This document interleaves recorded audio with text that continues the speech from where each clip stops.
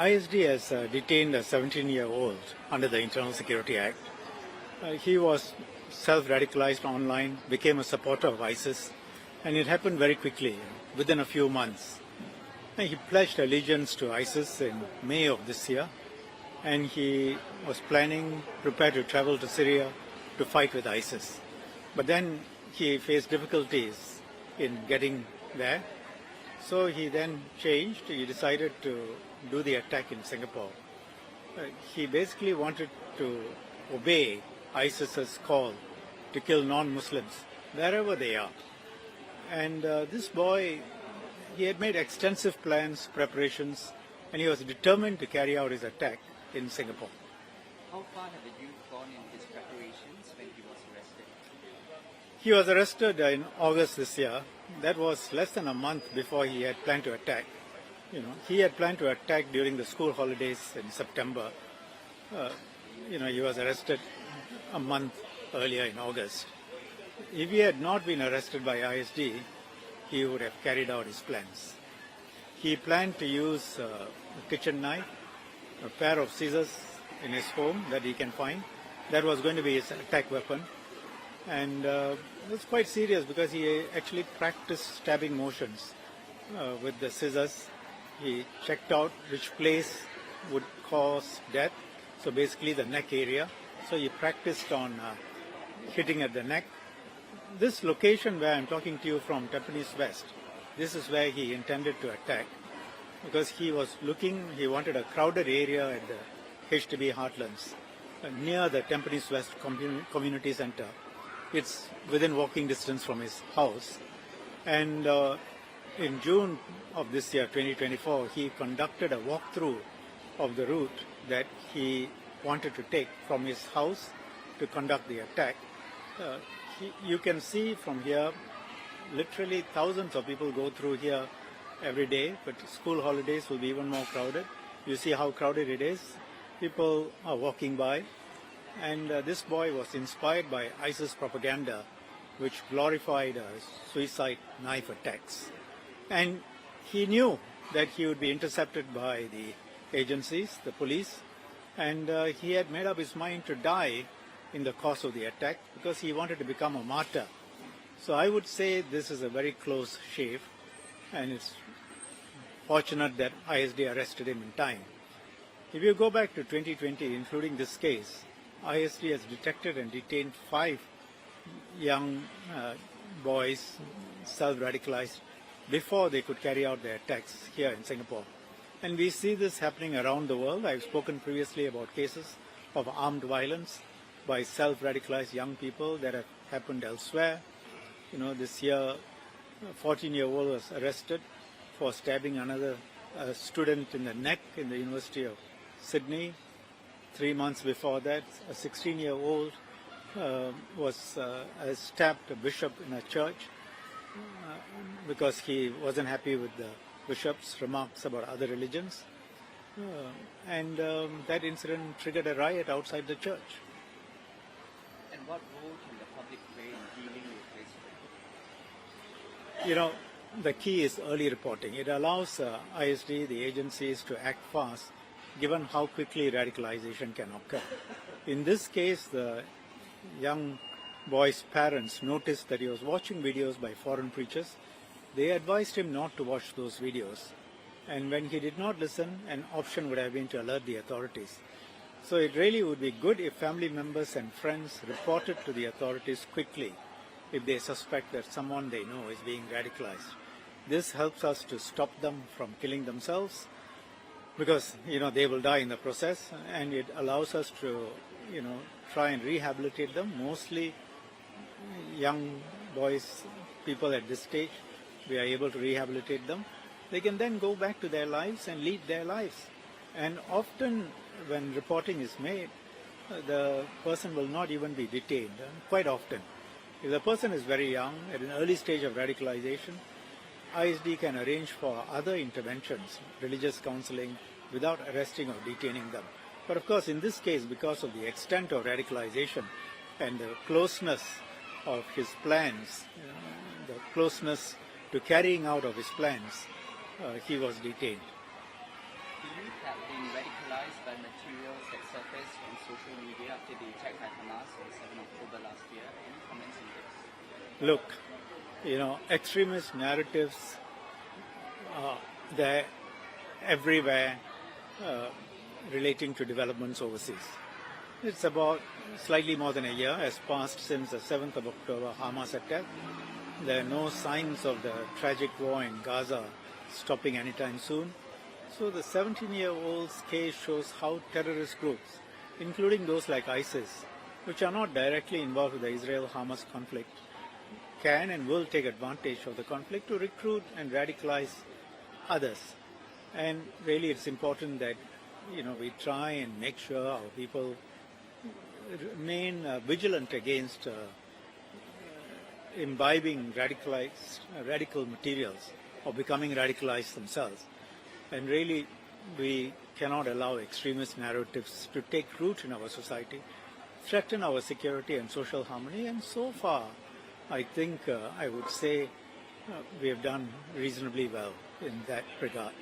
Mr. Just one follow-up question. Did the parents or family know about this case? And if they did not report it, how can NHA encourage whistleblowing of such cases? We have constantly put out the point. I mean, what would parents want? Parents will want their children to be safe. No parent really wants his child to go and do something and then die in the process. Do something bad, kill others, and then he himself or she himself is killed. I would say no, or at least most parents wouldn't want that. And that's been our experience. Often the people we have picked up are people who have been reported to us by parents, other family members, teachers. So the community is a very important line of defense. Here the parents noticed and they advised him, they thought that would be enough.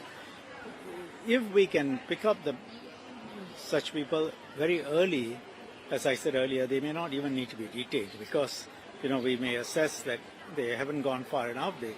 They can be rehabilitated without detention and we give religious counseling. But if they've gone further down the road and are a risk to themselves and to society, then we have to detain them. It's an assessment, professional assessment that ISD has got to make. We have to detain them, and in detention they will again receive religious counseling, variety of help. We have had young people who have continued their education and passed their exams while under detention.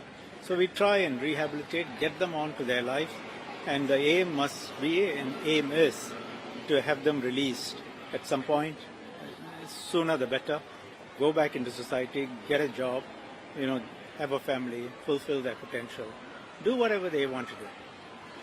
So just one follow-up question as well. You touched on certain points. What were the authorities' consideration in issuing a detention order this time around? How severe was the offense? Yeah, this boy, we picked him up, as I said, in August. He was planning to carry out the attacks within a few weeks, less than a month, in September during the school holidays. And you see the place, you see how many people there are, you see how many people are senior citizens, how many young children. You take a knife, as you have seen in other places. You have already practiced killing, hitting the neck. It's very easy to attack people here. People are defenseless. They are not coming here expecting to be attacked. People go around in Singapore feeling safe. So he could easily have gone on a rampage and killed a lot of people around here. I mean, just span around, you look at the kind of people who are around. Kids are playing, senior citizens are resting. They are easy targets for such an attacker. And because of his radicalization and the closeness to the fruition of his plans, we decided it was safer to detain him. Yes, sir. Yeah. So, given the situation in the Middle East right now, are the authorities and the people doing enough to stop self-radicalization and possible attacks? And is there need for the country to raise the alert level, the security alert level? When you talk about radicalization, there are two parts to it, right? One, the amount of material that is out there, the things that are happening around the world. We have absolutely no control over that. The second part is how do our people react to that? And if you see, our people are reacting on the whole, the vast majority, all races are reacting in a way as Singaporeans first, with a clear national identity, a sense of purpose, and understanding what is right and what is wrong. But you cannot prevent a small group, and thankfully it's a small group, from being radicalized. Our task is to keep that group as small as possible, try and pick it up as quickly as possible, ask the families to help, ask the community to help, but we also maintain our vigil. So ISD is a very important part. They are the central part in terms of the government being able to deal with it if the radicalization takes place. But prior to radicalization, a lot of steps, the racial, religious harmony that we work very hard to foster, the economic situation, make sure that everybody, regardless of race, language or religion, gets their opportunities and help everyone. The society has to work. If the society is not successful and people feel that they are marginalized, then you give greater room for radicalization. Thankfully, on all those scores, we don't talk much about that, but on all those scores, we do reasonably well, reasonably better than many other places. And so most people have jobs, most people have a roof over their heads, most people find life fulfilling, are able to do the things they want to do. That doesn't mean everyone is happy or everyone is completely satisfied with where they are, but they are not as desperate as in other places. And once people get desperate, and there is also a sense of marginalization, even if they are not desperate, even if they are not economically disadvantaged, you will have more people becoming radicalized. So those are things that we can do and make sure that we treat everyone equally. Everybody understands that there are rules which apply equally, and all races and religions are, protected. So that's a start point. Nevertheless, radicalization will happen because of people's reaction to international events, and when that happens, we have to move in. The variety of defenses that I spoke about.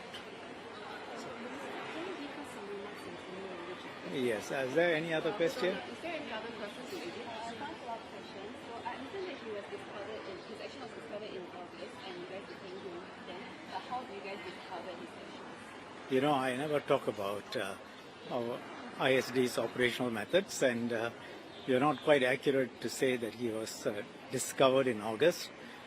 I won't go into it, but I've said before, Singapore is safe, but don't take it for granted. Just imagine if we had gone on a rampage here. I'm sure people see it's a normal, typical Heartlands neighborhood. What could have been the consequences? It could have been any of you. It could have been any of them. It could be your daughter, your son, your child, your parents. If you are very young or very old, you are particularly vulnerable. It could have been anyone, right? And just imagine the shock if that had happened. So don't take this lightly. Don't take our safety for granted. It's serious. But thankfully, it's a very small number. And ISD has got to get it right every single time. When somebody gets up on the wrong side of the bed, he has been imbibing material, and then he feels angry, gets a kitchen knife, goes down, kills. How do you prevent it? So we have to be realistic. The threats are real. So far, we have been fortunate, but it's not pure luck. It's a lot of hard work on the part of ISD. But as I said, they've got to get it right every single time. It's not easy. I'm thinking a bit about parents' role in this. from previous cases, none of the parents seem to have reported it. No, that's not accurate. There are cases where parents have reported, the family has reported, the teachers have identified and reported. So there have been cases where families have reported. There have been cases where no one has reported and ISD has picked up. Yeah. You were going to ask? Would you say there are enough platforms in Singapore for youth to feel strongly about the Gaza conflict? Yes, we have, first of all, there are many platforms. First of all, there's nothing to prevent people from talking amongst each other or coming together to discuss the conflict. It doesn't have to be provided for by the government, but the government itself provides various platforms. I've attended various dialogues. Secondly, we organize so many events, and it doesn't again have to be organized by the government. It can be organized by anyone. It can be self-organized to provide constructive effort to assist in Gaza. In fact, our military assets delivered the relief supplies to Gaza. So there are many things that you can do if you want to make a difference. Yeah. Kamal, huh? This is the first time that an airlift is cycling so close to the 10-day also, does this step up pressure on the ISD to pick up such cases? ISD is always under pressure. As I said, they've got to get it right every single time. And I have said it's not easy, and our tagline is not if but when, because we assume at some point something will happen. So please, everyone has got to take their security seriously and don't assume that it will never happen. But having said that, is this closest? Now look, I don't remember the precise times when all the previous arrests took place, but I would say this is one of the ones where it was quite close, fairly close. In the past, many of the cases that I recall offhand, the plans were still some way away. But we take a zero tolerance approach. Even if you are planning to go to Syria or somewhere else to take up arms, we detain you, or we pick you up, and then you might get a restriction order or detention order.